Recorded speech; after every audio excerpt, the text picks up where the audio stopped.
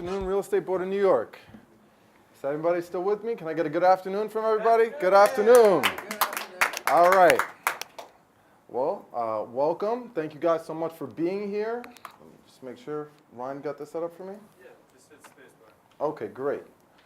So a lot of what we were planning on talking about was obviously covered by some of the amenities that presented here earlier.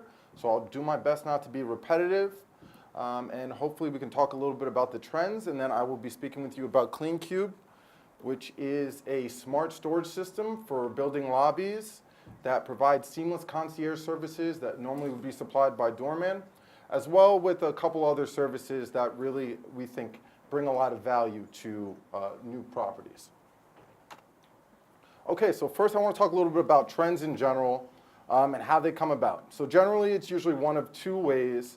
You have a new technology that comes into the space that allows you to accomplish something revolutionary or completely new, email, TV, telephone, or you have a technology that is applied to an old task and it makes it more efficient, like a dishwasher, or self-parking cars, or Uber is how we see it more recently. Okay, so why is this important? Why do we care about trends? Well, the reason is that trends quickly can become societal norms. So there's usually a path that goes from trends to societal norms. A product is brought to market, you have early adopters who see the immediate value, it picks up popularity, and that's when we come up with the terminology trending, when something is becoming more and more popular. It then becomes pervasive throughout the market, so that you pretty much see it everywhere, and then soon after that, it becomes a societal norm. And the reason that's important is that you really see a mentality shift at this last stage. And it's really the point where expectation changes, consumers really assume the product is going to be available at all properties in that space. The absence of that service or technology becomes immediately recognizable and is usually associated negatively with that property or space. You seem like you're immediately lacking because in the mentality of everyone, this should be there. And so just quickly about ways that it's happened in the past. Our parents or grandparents, depending on how old you are, remember a time when dishwashers and air conditioners were not commonplace in residential homes. They were a special type of luxury. They were definitely an added benefit only for those who could afford it. Nowadays, dishwashers are commonplace in pretty much any residential apartment you're going to go into. If it's missing a dishwasher, you're going to be immediately turned off a little bit about the type of upkeep that they and care that they put towards that property. The most important amenity that we see right now in terms of renters and what they care about walking into a property, and Ryan touched on it a little bit when he was talking about his presentation and millennials and how we are, it's internet connectivity. So when I was a kid growing up, when I was born, we didn't have a computer. We didn't have internet. Around when I was turning my teenage years, we started getting internet. Now all of a sudden, if you do not have internet, you will not rent to a millennial. It will not happen. Because like we said, we're on our phones, we're living from our beds on our laptops. You need high-speed internet. It's just a necessity. And so a magic rule that sort of is created here in this type of tech space is 9 times out of 10, if you want success in a technology that is going to be consumer-based, it has to be around convenience. You need to provide more convenience for that user. And everyone's saying, well, duh, obviously that's why they do it, because why else would you buy something if it isn't going to make your life easier? So what's the difficult thing here is being able to maximize that convenience for the dollars that you're spending. So I'm going to touch a little bit on that in a little bit, but before I get there, I want to talk a little bit about the fails in technology and ways that you see companies or products that didn't follow this sort of logic. So you'll see something like Blu-ray disc, which is the cutting edge technology for a lot of video these days. But if you look at the adoption between from Blu-ray to DVD versus VHS to DVD, I think everyone knows that turnover from VHS to DVD was very quick, and you saw it across the market. Because I even have memories as a kid of just the hassle of dealing with the VHS tape. Sometimes the tape is going to get messed up. Your whole machine will just break down on you. And so that jump to DVD was a serious increase in convenience. Now, from DVD to Blu-ray disc, we just don't see that same type of value added. There are a couple other examples I can give you. I'm sure products you may never have heard of. iSmell, which basically was a product that allowed websites to create smells that you could smell on your computer. Obviously, it's a creative type of technology, but who cares what a website wants you to smell? So it was created, but no one used it. Same thing with Segway. Segway hit the market, and everyone was like, this is going to revolutionize walking. No one's going to walk anywhere. And you were like, yeah, it is convenient until you hit some steps. And then it becomes a hassle, or you want to go in a store and you have a Segway. What are you going to do with it? So they didn't take that logic to its furthest step. So this is a game that you guys play a lot. I'm sure a lot of people in this room. The Price is Right. That is a big part of the market, is how do you set a proper price? There are three big characteristic indicators that you can work with, and it's really location, architectural aesthetic, and then amenities. Now, location and architectural aesthetics are pretty set. Once you've created a building, once you've started construction, you can't do much about those. Amenities, though, is by far the most flexible of these influencers for a property owner or a developer. So that is really why it's very important to focus on the amenities and the trends in amenities and how they will best fit your tenants moving forward. So another thing I wanted to touch on quickly, and something that I'm sure everyone has noticed, is the biggest trend in new businesses coming into commercial real estate is definitely data analytics. So that is something that everyone should be thinking about in terms of new constructions. How can you get the best data so that you can make the most informed decisions about your property moving forward? But like I said, many people have touched on it before. There are tons of resources to find out more about it. That's not exactly what we do at CleanCube, but I definitely thought it was important when thinking about amenities to understand that data analytics is the future in terms of informed decision making for your properties. Okay, so what are we looking for as property owners? Two main things that you're always looking for: either decrease costs or increase profits. That's what you're in it for. That's why you're going to invest any type of money in an amenity or service. You need one of these two back. So I have examples of money savers and money makers. You got your installables, and then you have your management softwares and things like that for money savers. In terms of money makers, they're going to be things that really change the value in the minds of your prospective tenants. So it can be something as simple as elevators to smart tech homes. When we talked about a lot of the things they're doing in San Francisco, like the nice lady touched on, those things are becoming more pervasive throughout the market, and they're going to drive what is going to correlate into a higher increase, or what you can charge, a higher increase in the amount you can charge for your property. Okay, so how about both? There are a number of amenities that actually will let you accomplish both decrease building expenses and increase rent over a long period of time. One of those things I would also say is, Radiator Labs, I think, is a great example. They are going to provide the tenant with the comfort of having a constant temperature in their apartment, which many of us know is not always the case. And it's going to decrease the amount of overhead that the building needs to pay for. There are other examples of this. QuickSense, which is an organization that basically allows commercial spaces to maintain a temperature that is optimal for their working space. And they have a number of analytics that go around when people are most productive, at what times and what temperatures. And that way, on both sides of it, you can both charge more because you have this added value to the tenant, and you also are going to have more control over the amount of money you're putting into heating and cooling your space. You have another win-win organization with Notion, And it is a very diverse sensor that basically covers your bases in a number of ways, and it's mobile activated, and it's able to tie in with the tenant to give you alarms on anything from security to temperature to leaks. And it really provides a peace of mind for the tenant that their property is safe or their rental space is safe.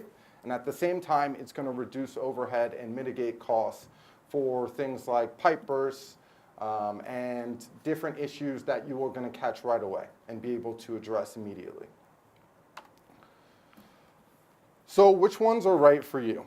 And I'm sure everyone was hoping to come here and me be like, oh, there's this one, it's going to make you $1 million in the next year. Don't worry about it. This is all you need to, this is all you need to do. Unfortunately, it doesn't work like that. Everyone has their own needs, has their own property that has their own characteristics. And it's really going to be dependent on the habits, likes, dislikes of your current and future tenants. And the examples I give are, you know, a hipster and a Bushwick walk-up is not looking for the same type of amenities as a corporate executive in a financial district high-rise. It's just, you're not going to invest in the same things because your tenants value the amenities differently. So, for example, and I can give you an example. So if you're working with someone who's a corporate executive who needs to be constantly tied in, more smart tech is going to be correlated to a higher increase in rent. Versus if you're dealing with someone, a hipster in Bushwick who maybe works for an urban garden and environmental awareness is more important, then maybe you should focus on low flow toilets and other characteristics that would make them feel that you're more conscious and that their property isn't adding to the problems in our society. There is not a one solution for everybody. And it's not about getting the newest tech, it's really about getting the tech that provides the most value to your tenants. And so here's a little bit about what is trending, what's really popular right now in residential properties.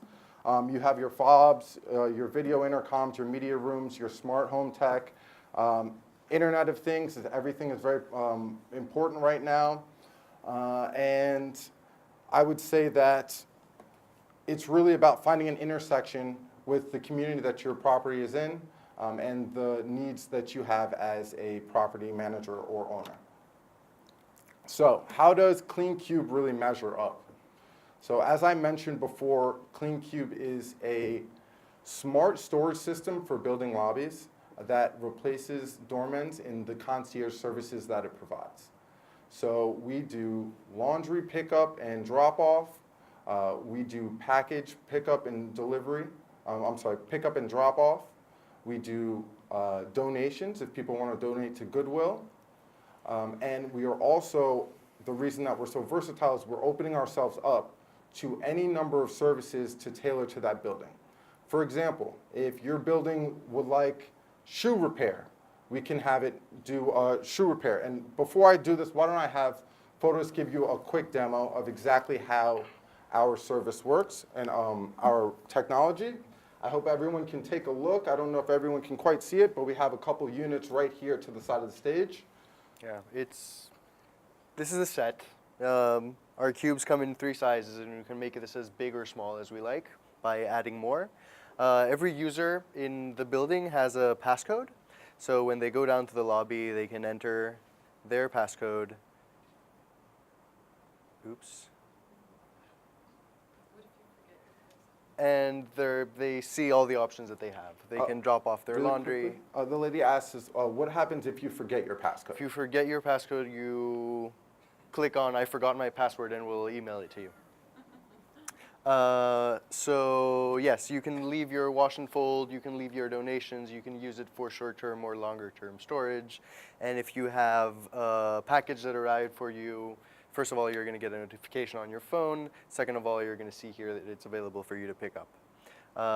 Now, as an example, if I want to use this for short-term storage, I will log in. It will tell me which cubes are available for me to use. It will unlock the cube. I'll put what I want in it. I close, and it locks up behind me. Now, next time I log in, I'm going to see that I have things that are available for me to pick up, and I will pick up. We generally charge market prices for the wash and fold and dry cleaning services. And yeah, it's a convenient solution for the tenants who don't have to synchronize with their service providers, meet them at the door. They don't have to be there to sign for packages that they have to receive. That's how it works. Is that a camera, that little pin? It is. Okay, so everyone who accesses the unit is filmed. So if there was any vandalism or anything like that? It's not, actually. We don't do that, mostly because we don't want to invade in people's lives so much. I think as a security measure, it does kind of work that there is a camera there, even if you don't know if it's filming you or not. We haven't experienced any vandalism. Technically, it's doable to film everything, but we don't do it. So, like, UPS doesn't need a password to drop off a package? How does that work? They do. We're in 40 buildings right now, so if we went to UPS and have them change their workflow into, servicing CleanCube, they probably wouldn't take us seriously. But what we do is we offer a virtual address to our tenants. They ship the shipping address they enter online is our address, and we come and put their parcels in their CleanCube the same day if it's early in the day or the next day. Yes, ma'am. So this is a virtual system for non-dormant buildings, obviously. And so you, as the tenant, would send some kind of a code if you have a package coming from Bloomingdale's or something, or how does that work? Well, so how it would work is you would put in the CleanCube address. We'd give you a virtual address.